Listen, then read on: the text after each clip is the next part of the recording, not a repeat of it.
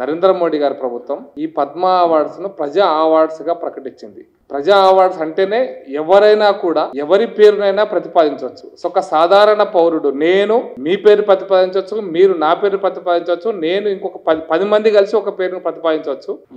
ఎవరైనా ఎవరి పేరైనా ప్రతిపాదించవచ్చు. ఇదంతా కూడా ఆన్లైన్లోనే ప్రతిపాదించాలి. దానికోసం కేంద్ర ప్రభుత్వం ఒక కమిటీ కూడా వేసింది. స్వతంత్రమైనటువంటి కమిటీ అది కూడా ఏ రాజకీయ పార్టీకి చెందిన కమిటీ కాదు. ఆ కమిటీ అన్నిటినీ స్క్రూటినీ చేసి దాంట్లోంచి షార్ట్ లిస్ట్ చేసి దాని తర్వాత ఎంక్వైరీ చేసుకొని ఫైనల్ లిస్ట్ ప్రధానమంత్రికి రాష్ట్రపతికి పంపుతారు. ఆ రాష్ట్రపతి ప్రధానమంత్రి దాన్ని అప్రూవ్ చేసి పంపిస్తే ప్రధానమంత్రి ప్రకటిస్తాడు, రాష్ట్రపతి అవార్డు ఇస్తాడు. ఇది ప్రొసీజర్. కానీ నేను అనుకుంటున్నా రేవంత్ రెడ్డి ఇంకా 2014 కంటే ముందు ఉన్నటువంటి ప్రొసీజర్ అదే ఇంకా ఉందని అనుకొని రాష్ట్ర ప్రభుత్వం నుంచి మేము 5 సిఫారసులు చేసినాము, మాకు ఇవ్వలేదు, ఇది ఫెడరల్ వ్యవస్థకు విఘాతం అన్నాడు. ఫెడరల్ వ్యవస్థ అంటే నాకు రేవంత్ రెడ్డికి ఫెడరల్ వ్యవస్థ, ఫెడరల్ రాజ్యాంగం, ఫెడరల్ పద్ధతి అంటే ఆయన కూడా అది అర్థమైందో అర్థం కదా నాకు తెలియలేదు. కానీ తెలంగాణ రాష్ట్రం నుంచి నాకున్న సమాచారం మేరకు 300కు పైగా పద్మ అవార్డుల కోసం అప్లికేషన్స్ పెట్టుకున్నారు. సిఫారసులు ఉన్నాయి, దాంట్లో వ్యక్తులు సిఫారసు చేసినారు, వాళ్ళు పెట్టుకున్నారు. ఒకరికి 10 మంది సిఫారసు చేసిన వాళ్ళు కూడా ఉన్నారు. 300 పైగా పెట్టుకున్నారు. మరి కానీ రేవంత్ రెడ్డి నేను 5 పేర్లు పంపించిన అన్నాడు.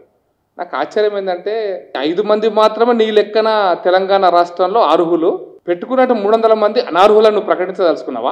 నేను ఇచ్చిన 5 ఇయ్యలేదంటే నేను రాజువా? నేను చెప్తే ఇయ్యలేదని చెప్పి అహంకారంతో మాట్లాడడానికి నీ అహంకారం ఎక్కడికి పోయిందంటే నేను చెప్తే ఇయ్యలేదు అంటే ఎవరికి చెప్తున్నావు నువ్వు? కమిటీకి చెప్పాలా, కమిటీకి ఆన్లైన్లో పంపించాలా. మేము గద్దర్ను గౌరవిస్తా, గద్దర్ ఒక సిద్ధాంతం కోసం జీవితకాలం పోరాటం చేసిన వ్యక్తులను గౌరవించకుండా కాదు, మేము అందరు తిరుమలరావు కూడా గౌరవిస్తాం.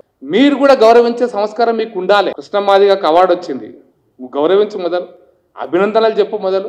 అభినందనలు చెప్పిన తర్వాత నువ్వు మాట్లాడాలి. కానీ కృష్ణమాదిగకు వచ్చింది కాబట్టి నీ అక్కసు పెట్టుకొని, కృష్ణ గారికి వచ్చింది కాబట్టి నువ్వు ఆ ఈర్ష్యతోటి నేను చెప్పిన వాళ్ళకి రాలేదు ఇచ్చినారనేటువంటి మాట, అది కూడా ఎవరి గురించి నేను ప్రొటెస్ట్ చెప్తా, నేను ప్రొటెస్ట్ రాస్తున్నా లెటర్. ఎవరికి రాస్తున్నావు ప్రొటెస్ట్ లెటర్? పద్మ అవార్డు కమిటీస్కి రాస్తావా, ప్రధానమంత్రికి రాస్తావా? ఒకవేళ నువ్వు ప్రధానమంత్రికే కమిటీ గురించి ప్రధానమంత్రి ఇచ్చినట్టు నువ్వు భావించుకొని రాస్తే సంజయ్ గారి స్టేట్మెంట్ కూడా కరెక్టే.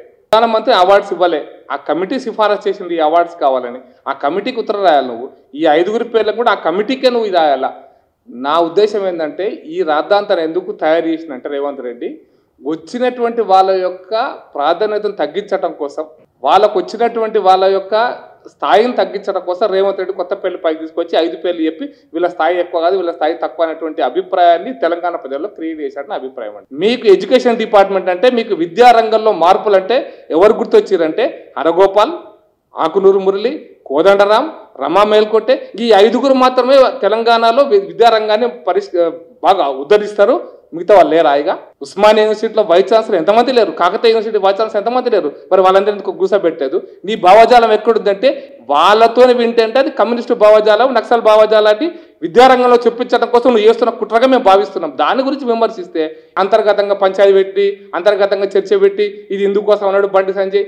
ఇటువంటి రాజకీయమైనటువంటి స్థాయికి దిగజారకు మేము చెప్పిన దాన్ని ఒక ప్రతిపక్ష పార్టీగా మేము చెప్తున్న దాన్ని మీరు అర్థం చేసుకోండి. మీరు మారితే అది మీ ఇష్టం, మారకుంటే ప్రజలు మిమ్మల్ని మారుస్తారు.